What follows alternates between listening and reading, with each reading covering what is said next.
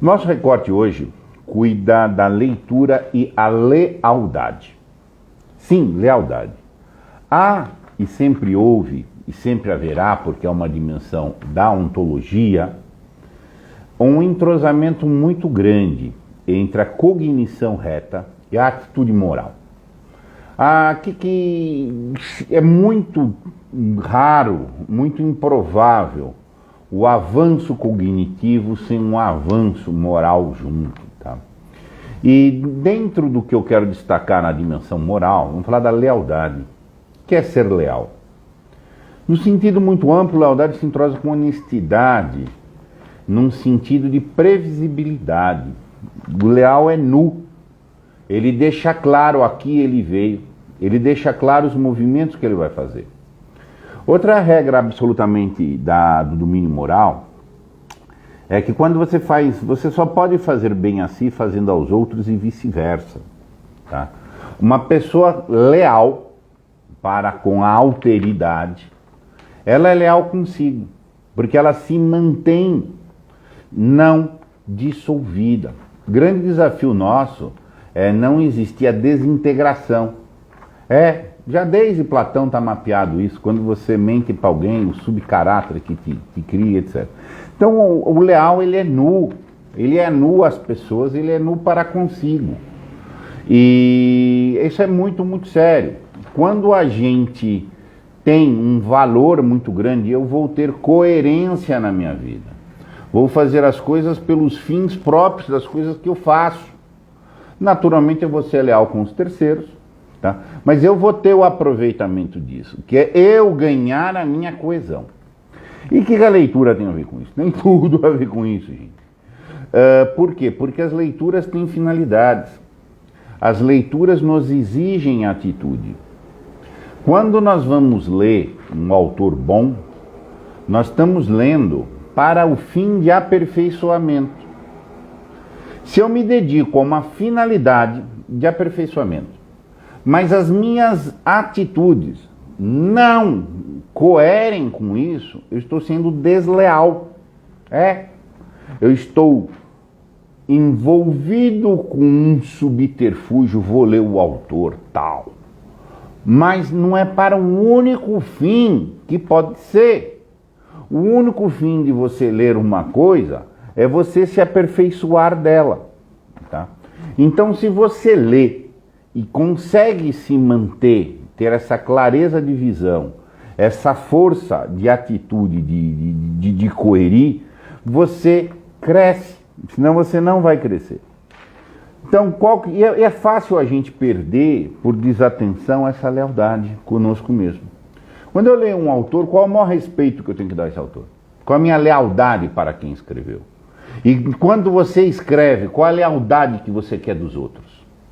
Você quer uma lealdade de ser compreendido. Ouvir, ler, interagir com o outro, nos põe um dever de lealdade, de compreender a posição.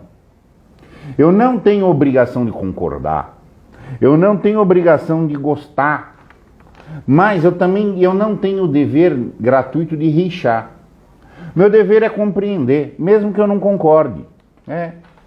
Agora, é muito comum o camarada se valer de leituras que estariam declaradas para ele mesmo, de uma forma no mínimo difusa, de aperfeiçoamento, mas ele está lendo de antemão para desconcordar, ele está lendo de antemão para rixar, ele está lendo de antemão para escarnear. Eu vou ler o autor tal porque é um bosta. Olha lá, veja isso direto, gente. O cara está sendo desleal com o autor e consigo. Por quê? Porque a oportunidade que ele tinha, ele está lendo para compreender. Quando você... E crescer, e portanto se aperfeiçoar. Quando você lê uma obra com atitude correta, tá? Você está aumentando a sua compreensão. Aumentando a sua compreensão é uma coisa objetiva. Você se instala na objetividade, naturalmente você vai crescendo. Agora, se o teu compromisso diante de uma obra não é a priori de compreender, fica difícil. E você vai cair no vício tão comum, mas tão comum, tá? De ler para rixar, só vou ler caras que eu não concordo. Isso não reforça a sua posição. Fazer dialética com quem a gente não concorda é bom, mas a dialética só existe quando eu quero tirar um aproveitamento do meu desenvolvimento. Agora, se eu já vou com o ânimo próprio de rixar e tão somente, a sua posição não é reexaminada com você. Por quê? Porque você fica na rixa com o foco no outro. Na dialética, o outro, você é um meio, você vai ter uma interlocução com o outro. Mas o fim próprio da dialética é você mesmo. Vamos discutir, vamos debater um assunto com aqueles que têm posição contrária a nós. Isso só tem nobreza, isso só tem proveito, tá? E isso só tenderá, e portanto a lealdade, é assumir que eu estou lá para eu extrair, para mim, a possibilidade de revisão da minha crença, a possibilidade de melhora dos meus argumentos contra você. Mas eu tenho que te compreender. A diferença entre a rixa e a dialética está aí. Na dialética ela é nobre tanto quanto eu faço um maior esforço para te compreender antes de opor. Na rixa não, eu tenho que ganhar. Rixa é um motivo, eu vim lá para ganhar de você. E não ganhar para mim uma posição. Então você já... A lealdade não há na rixa. A lealdade pode haver na dialética. Tá? E, enfim... Posso ler autores só com quem eu vou competir. Posso ler autores que eu não vou entender. Ah, só vou ler aqueles caras que eu não sei de antemão, que eu não entendo. Você não está sendo leal com você, criatura. Você está desenvolvendo uma relação de fã e um ídolo. Exato. Onde não existe nenhuma lealdade. Entre um fã e um ídolo não existe lealdade. Existe cumplicidade. Ah, e você finge que você não é criticável, está acima de mim. E eu finjo que faço esforço, mas eu sou seu servo. Eu não estou aqui para aperfeiçoar. Na relação idolátrica, tá, de um modo geral, não tem progressão. Então é um desleal consigo. O fã sempre é um desleal. E ele finge que ele está vendo. Não, é totalmente desleal. Por quê? Porque não tem aperfeiçoamento. Se você tem lealdade, você busca aperfeiçoar-se sempre e aperfeiçoar os outros na medida de tudo que você passa. A lealdade, gente, é só para espíritos largos, espíritos grandes, parrudos. Não espere lealdade de quem é mesquinha, de quem é defensivo. Você tem quase todo mundo. O analfabeto funcional, ele não é leal, gente. Ele não tem compromisso objetivo. Ele tem compromisso com uma projeção de ordem, com um agradar, com um sobreviver mais um dia, tá? E etc. Quando você fala com um autor digno de ser lido, você tem que supor que ele tem uma contribuição para você fruir dela. E que a tua atitude leal com o autor e com você é de fazer o esforço de compreensão, antes de qualquer outra deliberação. Se você vai deliberar concordar, se você vai deliberar aprofundar, se você vai deliberar sintetizar, se você vai deliberar desistir, volta no outro assunto. Agora, isso tudo só tem justo lugar, o juízo, depois do conhecimento, da compreensão. Isso é com você, porque nós podemos cair nessas armadilhas, e ler o autor com o nosso olho, e não usar a contribuição dele para mudar o nosso olho. Eu posso até não querer mais usar. E isso é uma atitude de deslealdade. Tá? E se você tem um autor que não inspira crédito a ser de lealdade de ler, só tem uma solução, é não ler. Exato. Mas não ler para zombar. Se você entra em debates com pessoas que não estão sendo sóbrias ou que de antemão eu não vou levar a sério, se você entra nesse debate, é você que é o problema, cara. Não reclame dos outros. Tá? Um autor importante, o Émile Faguet, escreveu essa obra também importante, que fica a dica aqui para todos, A Arte de Ler. Ele tem um extratozinho sobre a passagem, que é muito importante. É preciso manter-se num certo meio, em que o prazer de compreender Não seja arruinado pelo prazer de discutir, nem mesmo pelo de conciliar em excesso.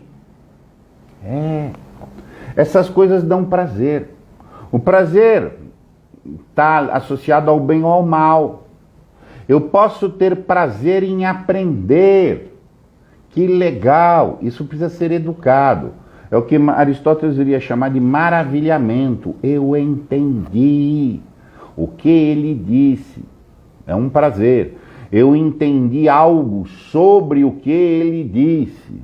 Ponto. Eu entendi a posição do cara e não concordei, mas eu dominei essa questão. Também é prazeroso. Eu revisitei um assunto meu e mudei. Que prazer. Agora eu posso ter prazer só em rixar. Olha lá, a contradição do cara. Olha, perfeito, pode ter esse prazer também.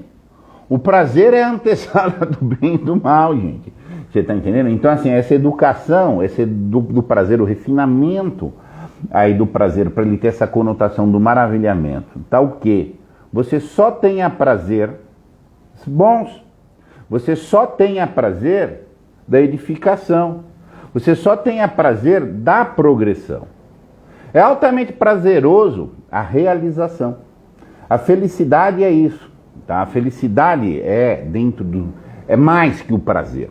Tá? Ela tem prazeres envolvidos. Tá? Você tem que tomar muito cuidado com isso. Tá? E vai ter uma hora que você vai ter desprazer profundo. Você começa a crescer muito aí, tá? Quando a deslealdade te gera um desgosto, um desprazer. Alguém veio falar, mas já deturpou o que o cara disse. Nossa, que chato. É o que eu vejo direto isso. Eu participo de uma roda que critica Paulo Freire. Ah, tudo bem, mas você já leu? Você compreendeu propriamente Paulo Freire? Eu sou contrário a Paulo Freire. Eu li. Ah, sei. Não, eu li. O problema, a minha crítica é essa, por causa da educação do imaginário aqui, por causa da projeção política ali, etc. Outro dia eu fui participar de uma discussão de um camarada que queria refutar Freud. Ok? Eu estudei muito Freud. Eu não abono Freud 100%, não, mas abono muita coisa freudiana. Aí o cara foi lá e eu acho que tinha os motivos bastante razoáveis, as críticas dele, mas ele não conhece o autor. Ele não tem respeito pelo autor. Não dá pra você falar. O inimigo merece respeito. Até o inimigo merece respeito. Se você não respeitar o inimigo, você não respeita a si. Porque você vai perder uma contribuição que o bom inimigo te dá. Existe o bom inimigo, gente. Existe o bom inimigo. O inimigo é necessário, gente. É uma função da vida. E é necessário você ter nobreza até com o inimigo. Então, porque senão você não tem com você. Aquela máxima, se você sequer enterra o teu inimigo morto, tá? Você não tem respeito nenhum, cara, por nada. Tá? E essa é uma questão. Então a lealdade, se você perder no teu encontro com o autor, você perdeu com você. Tá? Porque, e aí vamos fazer esse paralelo da guerra. A guerra é defender algo nobre. Agora, se a guerra for a destruição do outro, você está se destruindo junto. Tá? Em termos de eu tenho que guerrear até o limite de refutar, perfeito. Até o limite de pôr o outro para fora, ou etc. É um assunto. Tá? Então, essa questão da lealdade é muito séria. Então, quando que você é leal? Quando você quer se aperfeiçoar. Ponto. O universitário vai para a faculdade, mas o objetivo absoluto dele não é se aperfeiçoar. Na maioria das vezes. Então, ele não é o quê? Leal. Ele não é leal. O universitário tem objetivos na universidade que não o senhor vê aquilo para aperfeiçoar. Logo, não é leal. Sim, é desonesto. E aí as outras coisas vão se acomodando. Aí ele vai vendo aquela coisa dentro de um arranjo. Um camarada vai à igreja, mas o objetivo não é ser santo. Ele é o quê? Desleal. Desleal. As leituras deles vão acontecer desse jeito. Tá? Então assim, você tem que tomar muita questão que tudo tem uma finalidade. E você declarar uma finalidade e não ter coerência com ela, outra coisa. A gente está vivendo isso. porque as universidades, os ambientes intelectuais, etc., são muito sectários. O sectarismo estimula a não lealdade. Toma muito cuidado disso. O sectarismo estimula a não lealdade, eu vou dizer. Entendeu? Então isso daí é uma coisa muito complicada. Tá? E quando você não for leal, tá? Você não é leal com você. Isso não quer dizer que você não tem que discordar, não quer dizer que você não tem que enfrentar inimigos, não quer dizer que eu estou que ser tolo, não quer dizer que você tem que ser ingênuo, de jeito nenhum. Então você tem que ser leal, porque isso é com você. Aí se você permite, é o que acontece, o analfabeto funcional é essa coisa aí, tá? Ele perdeu a lealdade com ele mesmo. E aí ele vai se distanciando da liberdade. Tá? Você só é livre quando você refuta, depois que você compreendeu e pelo motivo certo. Mais valoroso do que fazer coisas certas é fazer coisas certas por motivos certos, do qual você tem propriedade. Se não é assim, você desrespeitou. E naturalmente você vai ficando leviano. E aí você fica leviano consigo, porque você saiu da objetividade, que é o grande esforço que a gente tem que fazer. A liberdade é objetiva, gente. A liberdade é completamente objetiva. Todas as pretensões de subjetividade são ilusões libertárias que aprisionam. Entenda isso, isso é claríssimo. Vou deixar aqui aberto a alguém quer. Então, assim, atitude de leitura. Respeite o leitor, compreenda o que ele diz. Não se sinta obrigado a concordar. E não aceite o dever de rixar a priori. Tá? Então, só isso aí, gente, já muda completamente a questão. Se você não conseguiu a objetividade, você perdeu. Na guerra a gente suja a mão de merda e de sangue. Se você sujar sua mão de merda e de sangue pelo motivo errado, enfim, se apodreceu. É diferente de você ter que pôr a mão na merda e no sangue pelo motivo certo, pela propriedade certa, pela compreensão certa, tá? Etc. São coisas totalmente diferentes. Bom, vou deixar aqui aberto se alguém tem algum comentário, senão nós seguimos. Elaine Esprício, muito bem-vinda. Viviane, bem-vinda. Ana Carol também. Mariano, bem-vindo. Mariano é um pedagogo que me honrou. Estou distinguido aqui. Que alegria. Eu vou ajudá-lo numa pesquisa que ele também está fazendo sobre o tema do analfabetismo funcional. Ah, e se você encontrar pessoas que não são leais com o que você diz? Cala a boca. Só isso? Não. Cala a boca e vira as costas e vai embora. É, exato. Assim que tem que ser. E essa é a maior lealdade que você pode dar com o desleal. Recolhe, cala a tua boca, vira as costas, parte. Meus caros, um abraço e até mais.